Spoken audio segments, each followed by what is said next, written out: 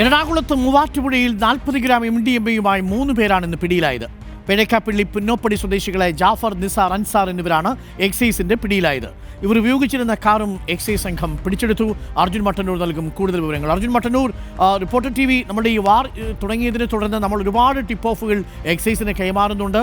പല പ്രധാനപ്പെട്ട tip ഓഫുകളിലും arrest ഉണ്ടാവുന്നു എന്നുള്ളതാണ് ഏറ്റവും പ്രധാനപ്പെട്ട കാര്യം. ഈ അറസ്റ്റിന്റെ രീതി എങ്ങനെയായിരുന്നു? ഇവർ നേരത്തെ തന്നെ ലഹരി കച്ചവടം നടത്തിയിരുന്ന ആളുകളാണോ? അരുൺകുമാർ, ഇന്നലെ രാത്രിയാണ് മൂവാറ്റുപുഴ പള്ളിപ്പടി ഭാഗത്തു നിന്നും 3 പേരെ എക്സൈസ് സംഘം MDMA-യുമായി പിടികൂടിയത്. 40.68 ഗ്രാം MDMA-യാണ് ഇവരിൽ നിന്നും കണ്ടെടുത്തത്. പെഴക്കാപ്പള്ളി പുന്നോപ്പടി സ്വദേശിയായ ജാഫർ, നിസാർ, അൻസാർ എന്നിവരെയാണ് അറസ്റ്റ് ചെയ്തത്. ഇവർ ഉപയോഗിച്ചിരുന്ന പുതിയ രജിസ്ട്രേഷനുള്ള കാറും എക്സൈസ് സംഘം കസ്റ്റഡിയിലെടുത്തിട്ടുണ്ട്.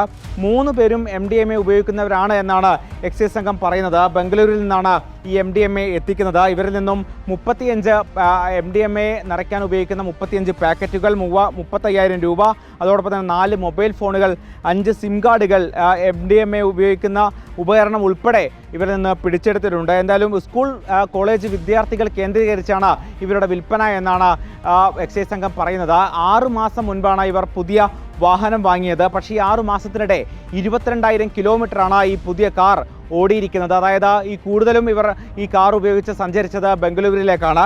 മാത്രവുമല്ല, ഈ കാറിന് നമ്പർ പ്ലേറ്റ് ഘടിപ്പിക്കാൻ പോലും ഇവർ തയ്യാറായിട്ടില്ല എന്നും പോലീസ് പറയുന്നുണ്ട്. എന്തായാലും ഈ സംഘത്തെക്കുറിച്ച് രഹസ്യ വിവരം ലഭിച്ചതിനെ തുടർന്ന് എക്സൈസ് സംഘം ഇത്തരത്തിൽ ഈ MDMA വാങ്ങാൻ എന്ന വ്യാജേനയാണ് ഇവരെ സമീപിക്കുന്നത്. അതിന് പിന്നാലെയാണ് ഇവരെ കസ്റ്റഡിയിലെടുക്കുന്നത്. എന്തായാലും ഈ പ്രതികളൊക്കെ തന്നെ നേരത്തെയും MDMA കേസുകളിൽ പ്രതിയായിട്ടുണ്ട്.